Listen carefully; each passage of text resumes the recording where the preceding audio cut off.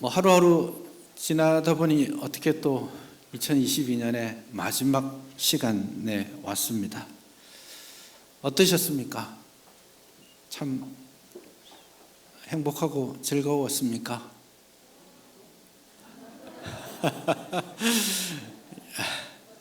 우리가 어린이 같이 돼야 되는 겁니다.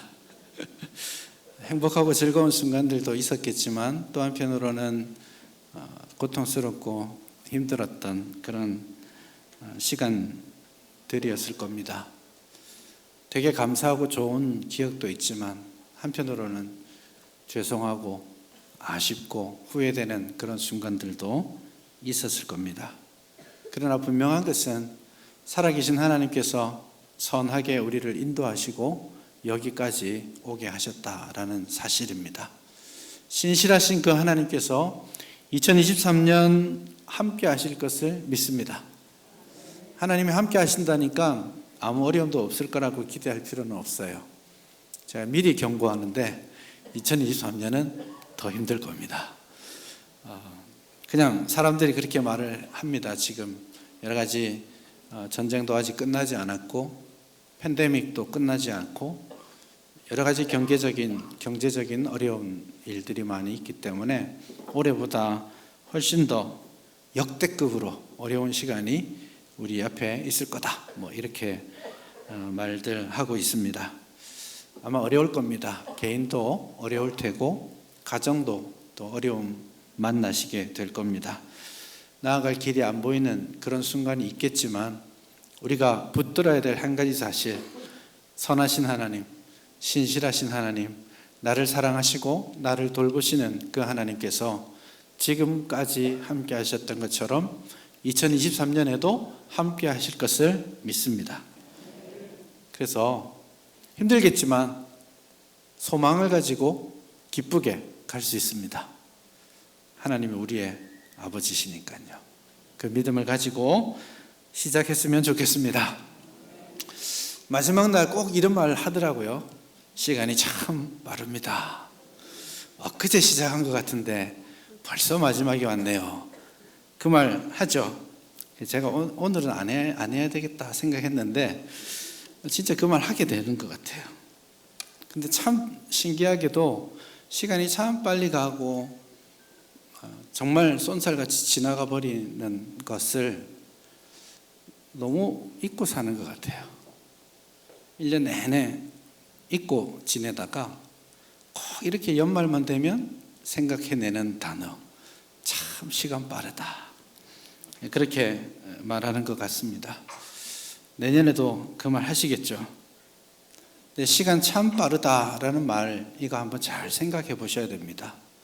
우리가 매년 시간이 또 한 해가 가고 또 한 해가 가고 또 한 해가 지나갈 텐데 매번 참 시간 빠르다, 아이고 시간 빠르다, 그렇게 지나버릴 일은 아닙니다. 우리 인생이 그렇게 한 해 반복하다가 어느 날 마지막 순간에 서게 될 터인데요. 시간 빠르다라고 말할 때 이 시간에 대한 올바른 관점을 가지고 그 시간을 어떻게 잘 구속할 수 있을까, 이거를 우리 잘 생각하고 그 시간을 잘 선용할 수 있어야 됩니다. 2022년 혹 이 부분에 좀 아쉬움이 많다 생각하시면 내년 한 해는 이 시간을 하나님 앞에서 잘 선용하고 하나님이 기뻐하시도록 구속하여 드릴 수 있기를 바랍니다. 오늘 시편 90편이 이 시간에 대한 올바른 관점을 가지도록 우리에게 중요한 메시지들을 주고 있습니다. 먼저 한번 시편 90편에 대한 서론적인 이야기를 한번 해볼까 합니다. 우선 시편 90편은 몇 편 다음인가요? 89편 다음입니다. 이게 별거 아닌 것 같지만 되게 중요합니다. 시편 89편이 뭐냐면 다윗 왕국의 멸망이라는, 나라가 망하는 굉장히 충격적인 그 순간을 노래하는 시편이 바로 89편입니다. 시편 89편을 읽으면서 이 성도들의 마음에, 또 이 시편 기자의 마음에 굉장히 다윗 언약이 하나님의 나라가 실패한 것은 아닐까라는 두려운 마음이 듭니다. 영원할 것 같았던 다윗 왕국이 망합니다. 하나님의 보좌가 있는 예루살렘 성전이 형체도 없이 무너져 버렸습니다. 정말 하나님은 살아계신가? 하나님은 정말 저 바벨론의 마르둑 신보다 더 못한 신이었던가? 정말 하나님은 이제 우리를 돌보실 능력이 없으신 건가? 그런 여러 가지 실패의 현장에서 털썩 주저앉아서 좌절하면서 부른 노래가 89편입니다. 그래서 90편은 이 89편에서 나라가 망하고 모든 소망이 끊어진 그 순간 다 불타버리고 잿더미 위에 앉아있는 이스라엘 백성들의 그 무너져 내린 그 마음에 시편 90편이 어떤 해답을 주기를 원하는 겁니다. 그래서 시편 90편은 절망 가운데 있는 이스라엘 백성들에게 아니야, 그게 다가 아니야.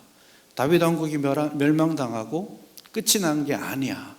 영원한 하나님이 계시는 거야 라고 답을 주는 거예요. 그래서 나라가 다 망하고 예루살렘 성전이 다 파괴되고 그렇게 소망 없이 끝났다라고 생각할 그 시점에 시편 90편 1절과 2절은 이렇게 시작합니다. 주는 영원토록 우리의 거처가 되셨습니다. 산이 생기기 전에 땅과 세계가 주께서 조성하시기 전에 영원부터 영원토록 주는 하나님이십니다. 그렇게 노래하고 있습니다. 그래서 실패한 자리에서 넘어져 있는 자리에서 잿더미가 되어 있는 그 자리에서 하나님이 과연 살아계신가? 하나님이 과연 우리를 돌보시기는 한가? 이런 의문을 던지고 있을 때 하나님의 영원함을 먼저 노래하고 있는 것입니다. 굉장히 중요한 출발점이라고 저는 생각합니다. 2022년이 끝나가고 이제 2023년을 맞이하게 됩니다. 어려웠을 겁니다. 황당한 순간도 있었을 겁니다. 하나님께 기도했지만 하나님께서 응답하지 않으시는 듯한 무심한 듯 이루어지지 않는 보이지 않는 기도의 응답 느꼈을 수 있습니다. 낙심했을 수 있고요. 아팠을 수 있습니다. 그래서 어디서부터 다시 시작할 수 있을까? 아니, 다시 시작할 힘은 있기는 할까? 그런 생각이 들고 있을 수 있습니다. 그러나 그 한 해를 마감하고 새로운 한 해를 맞을 때 우리가 이 시작점에서 제일 먼저 생각해야 될 것, 가장 중요한 출발점, 그것은 영원하신 하나님이십니다.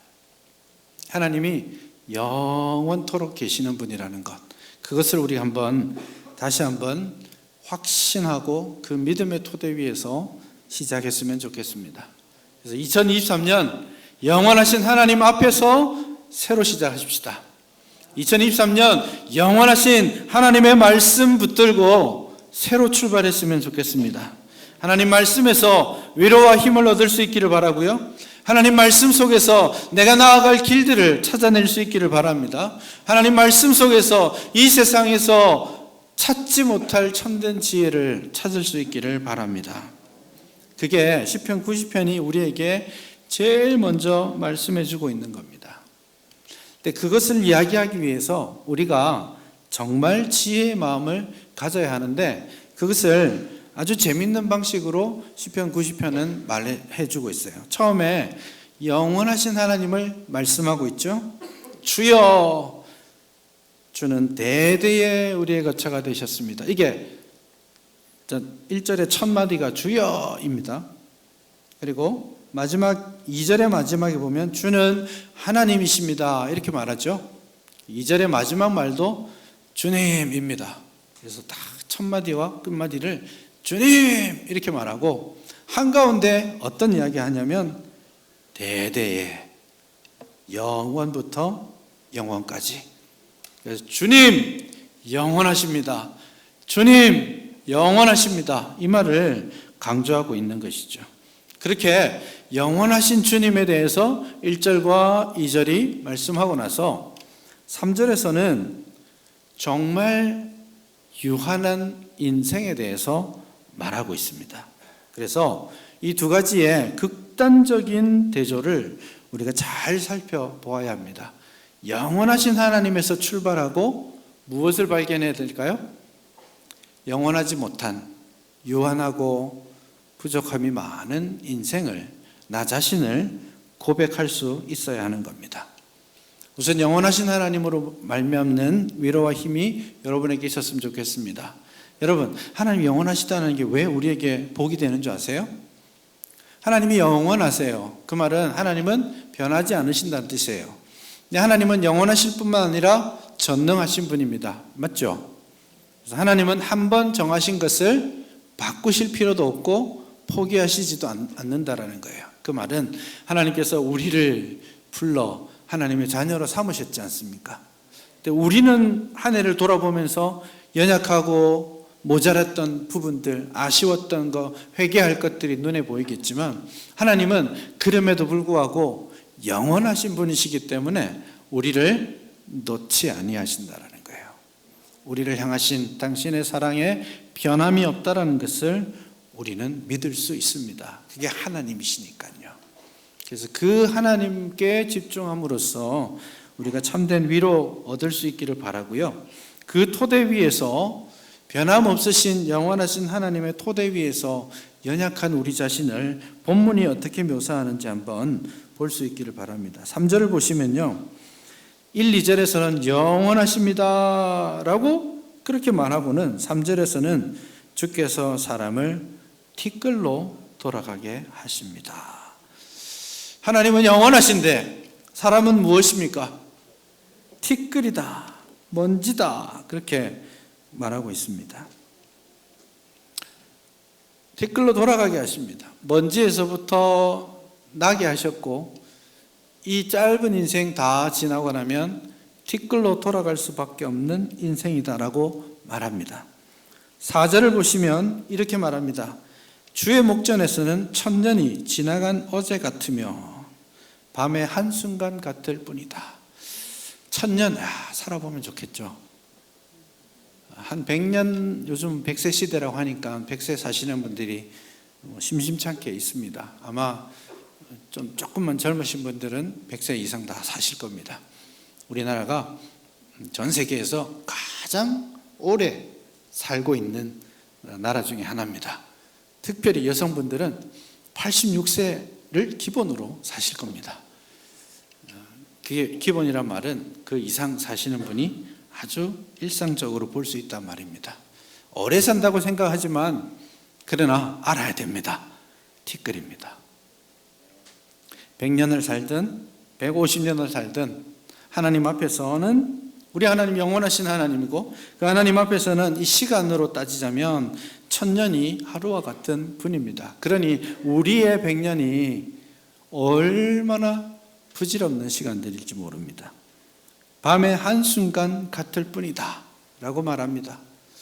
너무 피곤해서 점심 먹고 나서 잠깐 졸고 벌떡 일어났는데 마치 그 잠깐 졸았던 그 시간같이 우리의 인생이 금방 지나가 버린다라는 겁니다. 이거를 우리 잘 알아야 됩니다. 이 짧디 짧은 우리네 인생, 먼지와 같은 아침에 피었다가 저녁에 져버리는 그런 풀과 같은 인생이다라는 것을 알아야 합니다.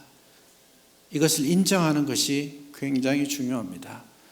그런데 생각보다 많은 사람들이 우리네 인생을 이렇게 짧게 살다가 끊는다라는 것을 인정하지 않습니다. 이 짧음을 안다면 시간을 호송세월할 수 없을 거예요. 그렇지 않습니까?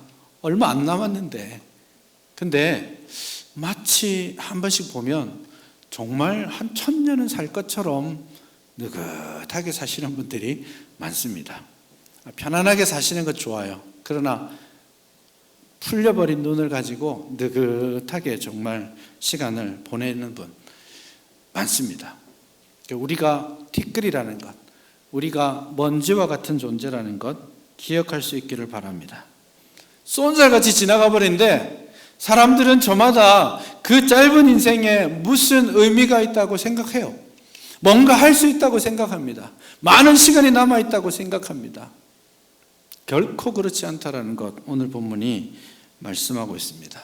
1, 2절에서 하나님은 영원하신데 우리 인생은 먼지와 같은, 밤의 한 순간, 밤의 한 경점과 같은 그런 존재라는 것을 기억할 수 있기를 바랍니다. 근데 이 짧은 인생을 하나님 앞에서 살아내지 못하면서 이 인생의 결론이 대단히 불행하게 됩니다. 7절 이하에서 그런 모습을 나오죠. 우리는 주의 노에 소멸되며 주의 분내심에 놀라나이다. 이 짧은 인생, 짧디 짧은 인생을 살아가면서 우리를 불러주신 하나님께 온전히 서 있지 못합니다. 막 다른 일들로 섞여서 하나님을 예배하고 하나님의 뜻을 쫓아 살아갈 여유가 없습니다. 그게 참 어리석은 사람이죠. 그러다 보니 이 짧은 인생을 사는데도 이 짧은 인생에 우리가 쌓아가는 것은 주의 분노, 주의 진노, 그것들로 쌓여가는 겁니다. 이게 얼마나 어리석은 일인지 모르는 것이죠. 그러다 보니 결국 이 짧은 인생을 마감할 때 주님의 진노에 의해서 끝장나버리는 그런 존재에 불과하다라는 것, 참 허무한 인생이라는 것, 오늘 본문이 우리에게 아주 극단적으로 말씀해 주고 있습니다. 이 짧은 인생 하나님 앞에 우리 자신을 세울 수 있기를 바랍니다. 2023년 날마다 하나님의 존전에 서 있다라는 의식을 가지고 우리의 시간을 하나님께 드릴 수 있기를 바랍니다. 우리 고신교단에 참 중요한 슬로건 있지 않습니까? 코람데오. 그 고신대학교에 딱 가면 새겨놓은 이름 그거 아닙니다. 돌에 새겨진 이름으로 끝나는 게 아닙니다. 이 우리의 신앙 고백에 굉장히 중요한 의식입니다. 신전의식. 우리 하나님 앞에 서 있어. 우리 하나님의 다스림 가운데 있어. 라고 말하는 것이죠. 여러분, 하나님을 한순간도 잊지 마시기 바랍니다. 코람데오의 마음으로 하나님 앞에서 하나님을 두려워하면서 살아가시는 우리 모두가 되었으면 좋겠습니다. 그런데 하나님께서 그런 진노를 쏟아내신다고 하지만 우리에게 희망이 있습니다. 그것은 우리가 그 진노에서 끝나버리지 않는다라는 것을 알기 때문이죠. 오늘 11절에도 그렇게 말합니다. 우리의 인생을, 허무한 인생을 쭉 설명하고 누가 주의 노여움의 능력을 알며 누가 주의 진노의 두려움을 알겠습니까? 7절에서 그 주의 노여움, 주의 분 때문에 망한다라고 이야기했는데 11절에서는 누가 그 주의 노여움과 진노를 알 수 있겠느냐라고 말하면서 12절 이하에서 드디어 하나님께 기도하기 시작하는 겁니다. 이 기도가 참 중요한 것이죠. 그래서 하나님의 진노 가득한 인생이지만 타락한 인생으로서 하나님이 싫어하시는 삶들을 자주자주 살아가는 우리들이지만 하나님께서 우리를 다시 돌아보아 주십사 기도할 수 있게 되는 것입니다. 그러면서 12절에 이렇게 기도합니다. 우리에게 우리 날 계수함을 가르치사 지혜로운 마음을 얻게 하소서. 두 가지 방편의 기도입니다. 먼저 우리가 우리의 날을 헤아릴 수 있게 해 주십시오. 우리의 날을 셀 수 있는 지혜를 주십시오. 두 번째는 그것을 알 수 있는 지혜로운 마음을 우리에게 주십시오. 그래서 우리가 연약하고 부족한 인생이지만 정말 밤의 한 경점과 같이 지나가는 인생이지만 우리가 거기에서 매몰되지 않도록 하는 하나님의 지혜를 얻을 수 있는 겁니다. 지혜로운 마음을 얻을 수 있는데 그것은 우선은 우리의 연약함, 우리의 유한함, 그것을 정확하게 깨닫는 지혜입니다. 그래서 우리의 연약함과 우리의 연수를 깨닫는 지혜를 가져야 합니다. 그래서 하나님께서 우리에게 주신 그 시간들을 하나님 앞에 드릴 수 있게 되는 것이죠. 마치 영원하신 하나님은 제쳐두고 내가 이 땅에서 영원토록 살아갈 것처럼 우리의 시간을 생각해서는 안 돼요. 그렇게 하면 어떤 결과가 나오느냐? 후회와 그리고 슬픔으로 가득한 우리의 인생을 만나게 되는 것입니다. 그래서 모세가 우리의 연수가 70이요 강건하면 80이지만 우리의 연수의 자랑은 수고와 슬픔뿐이다. 근데 그것마저도 신속하게 지나가니 우리가 날아가나이다. 그렇게 고백하는 거죠. 저는 한편으로 모세의 이 고백을 보면서 모세가 왜 이랬을까? 그런 생각을 했습니다. 모세 몇 살까지 살았습니까? 120세까지 살았어요. 근데 제가 볼 때 모세는 참 좋은 인생 살았다 생각합니다. 첫 40년은 왕자로서 배부른 삶을 살았죠. 중간에 40년은 미디안 광야에서 살았지만 미디안 제사장의 사위 노릇하면서 나름대로 부족하지 않게 살았습니다. 나머지 40년은 광야 출애굽의 영웅으로서 백성들의 지도자로 살았습니다. 인생 힘들지 않은 인생이 있었겠습니까? 힘들었겠지만 괜찮게 살았고요. 괜찮게 죽었습니다. 120살인데 죽을 때 눈이 잘 보였대요. 제가 그걸 보면서 마음이 좀 아팠습니다. 제가 아직 50밖에 안 됐는데 50 조금 지났는데 노안이 온 지 몇 년 지났습니다. 그래서 아침에는 성경을 보려고 하면 흐릿해집니다. 그래서 돋보기도 한번 켜야 되는데 모세는 120세가 될 때까지 눈이 흐려지지 않았다는 말씀을 기록하고 있잖아요. 괜찮지 않았습니까? 모세가 어디서 죽었습니까? 느보산 꼭대기에 올라가서 죽었습니다. 괜찮았죠. 120세 할아버지가 해발 800m가 넘는 산 꼭대기에 올라가다니요. 어떤 사람은 주님께서 참 심하셨지. 그 노인네를 산 꼭대기로 올라오라 해가지고 산에 올라가다가 지쳐서 죽었다고. 어쨌든 그리고 마지막까지 기력이 짱짱하게 있다가 건강한 삶을 살다가 부르심을 받았죠.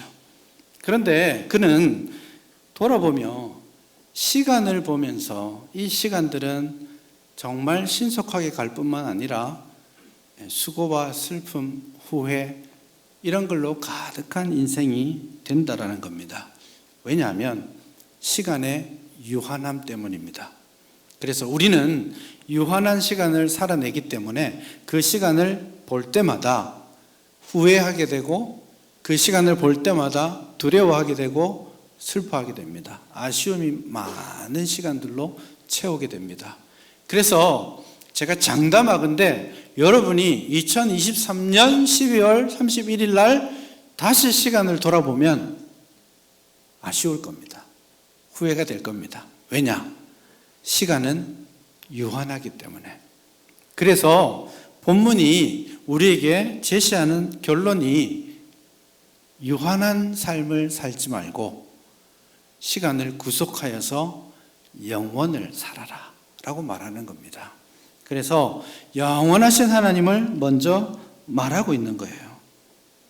그리고 유한한 우리를 깨닫고 유한한 우리의 시간에 매몰되어 있지 말고 그 시간을 보며 후회하고 슬퍼하지 말고 영원하신 하나님께 우리의 시선을 고정하고 영원하신 하나님의 말씀에 집중하면서 살자라는 겁니다. 그래서 우리는 유한한 시간을 사는 사람이 아니라 영원을 사는 겁니다. 여러분, 유한한 시간을 사는 사람은 어떻게 사는 줄 아세요? 우선 과거를 보면서 후회합니다. 아쉬워합니다. 미래를 보면서 걱정합니다. 두려워합니다. 그래서 현재가 없습니다. 지금 오늘 하나님이 나에게 주신 시간들이 있는데 이 시간을 선용할 틈이 없어요.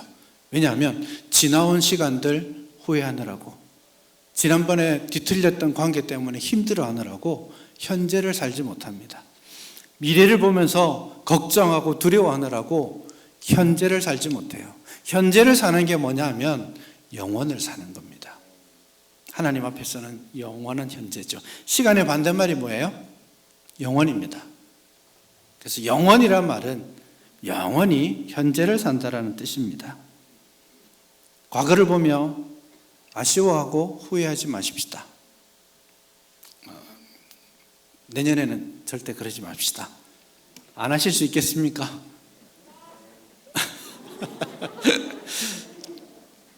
그래서 참 사람들이 후회를 많이 하고 살아요. 그래서 몇 해 지난 설문조사지만 우리나라 사람들이 제일 많이 후회하는 내용이 뭐냐 물었더니 진짜 바보 같은 설문입니다. 10대가 제일 많이 후회하는 게 뭔지 아세요? 공부 좀 할 걸. 20대는 뭘 제일 후회할까요? 공부 좀 할 걸. 바보죠, 바보. 10대 때 후회해놓고 그걸 안 하고 또 후회합니다. 30대 가서 뭐 후회할까요? 공부 좀 할 걸. 40대는요? 지혜로우십니다. 공부 좀 할 걸. 이런 바보 같은 후회를 하고 있습니다. 공부하는 게 뭐 큰일은 아닙니다. 안 해도 괜찮아요. 그걸로 후회하지 마십시오. 하지만 많은 사람들이 후회하고 고치지 못하고 또 후회하고 또 후회합니다.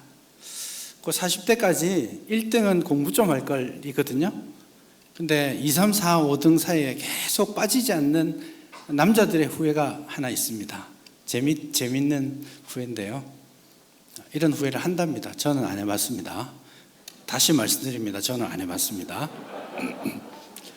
10대, 20대, 30대, 40대 남자들이 공부 좀 할 것 다음으로 많이 하는 후회 중에 하나가 그 여자 잡을 걸.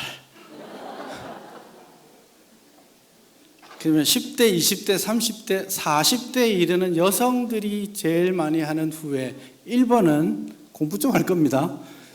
그 다음에 2, 3, 4번 중에 이런 게 있습니다. 남자로서 되게 충격적이었습니다. 결혼한 거, 이 남자 만난 거 후회한대요. 남자와 여자의 그림이 많이 다르죠. 근데 50대부터는 이 후회가 사라집니다. 70대가 된 남자들이 제일 많이 후회하는 게 뭐냐면 내 여자 괴롭힌 거, 내 여자에게 눈물 흘리게 한 거, 그거 후회한대요. 남자가 나이가 들면서 철이 들어가는 거죠. 철 들면 어떻게 된다? 갑니다. 그래서 70대 여성분들이 가장 많이 후회하는 게 뭔지 아세요? 먼저 간 남편에게 잘해줄 걸. 그렇게 다 후회하고 삽니다. 고치지 못하고 삽니다. 아등바등 살고 있지만 이 시간에 매몰되어서 쫓겨다니다가 중요한 것들을 다 놓치고 삽니다. 젊은 사람들 가정을 위해 열심히 일하잖아요. 맞죠?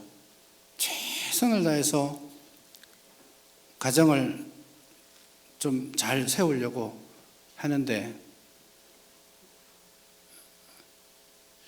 그 가정이 기다려주지 않습니다. 그 남자를.